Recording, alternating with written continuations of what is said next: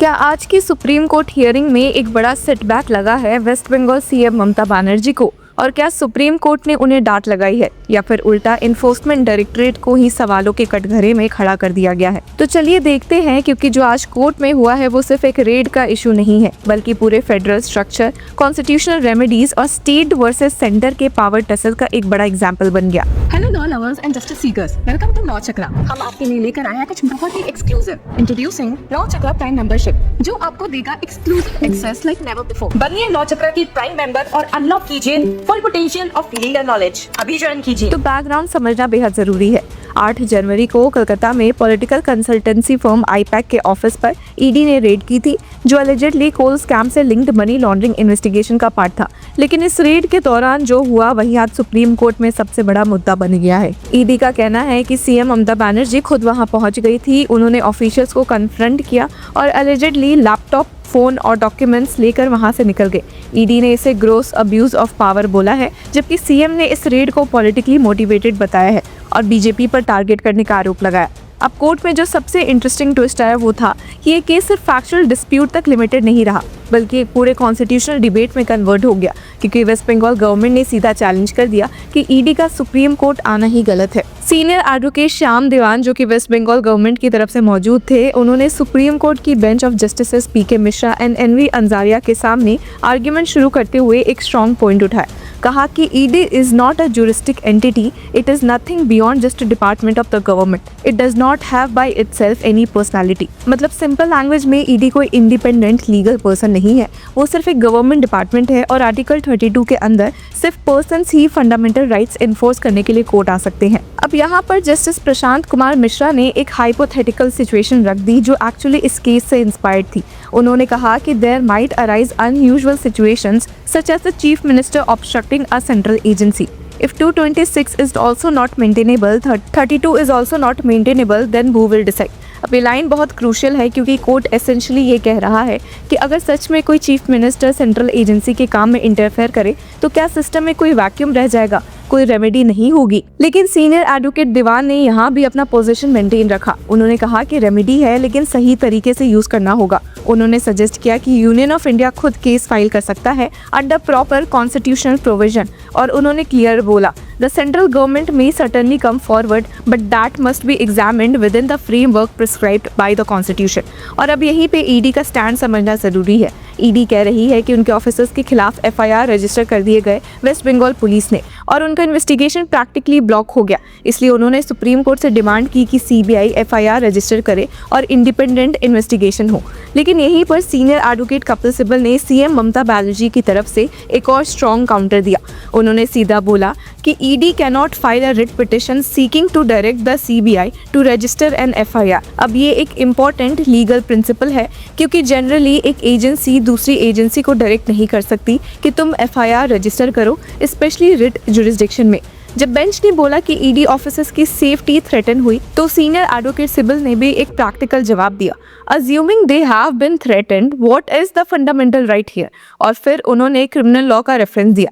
Let's see section 221 of the BNS, obstructing a public servant who is discharging public duties, that is the answer.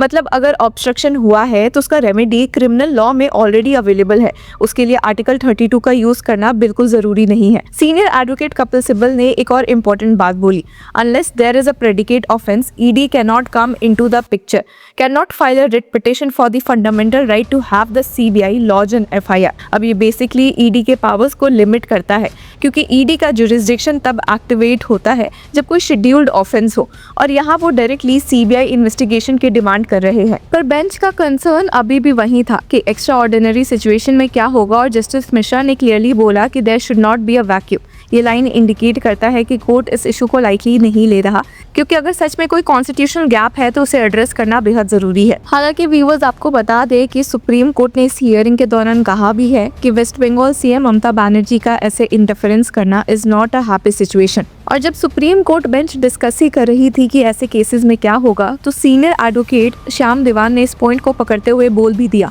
कि इसलिए ये matter एक constitution bench को refer होना चाहिए, क्योंकि ये सिर्फ एक केस नहीं है बल्कि लॉन्ग टर्म इम्प्लीकेशंस वाला इशू है जो फेडरल स्ट्रक्चर को अफेक्ट करेगा। उन्होंने फिर से एम्फसाइज भी किया कि ED can not maintain article 32, can not maintain article 226, the union of India can sue that comes from article 300। तो उनका स्टैंड क्लियर था कि ईडी खुद से इंडिपेंडेंट लिटिगेंट नहीं बन सकता, उसे गवर्नमेंट के थ्रू एक्ट करना होगा। और यहीं पे पूरा गेम भी चेंज हो गया, क्योंकि ईडी कह रही है कि उनके काम में ऑब्स्ट्रक्शन हुआ, उनके ऑफिसर्स को थ्रेट मिला, उनका इन्वेस्टिगेशन डिस्टर्ब हुआ। लेकिन कोर्ट ने पूछा कि अगर आप आर्टिकल 32 के अंदर आए हो तो बताओ कौन सा फंडामेंटल राइट वायलेट हुआ है। अब सीनियर एडवोकेट दीवान ने सीधा जवाब भी दिया कि कोई फंडामेंटल राइट ही नहीं है, और अगर फंडामेंटल राइट नहीं है तो the article 32 petition is not maintainable. अब इस आर्ग्यूमेंट का इम्पैक्ट समझिए।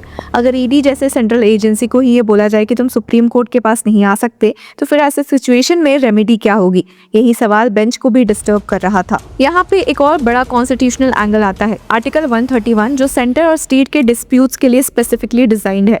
सीनियर एडवोकेट श्याम दीवान का कहना है कि अगर आप आर्टिकल 32 का यूज करोगे तो आप पूरे फेडरल बैलेंस को डिस्टर्ब कर दोगे।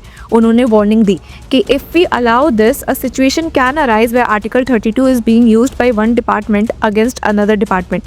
This would completely bypass the checks and balances embedded in the constitutional framework.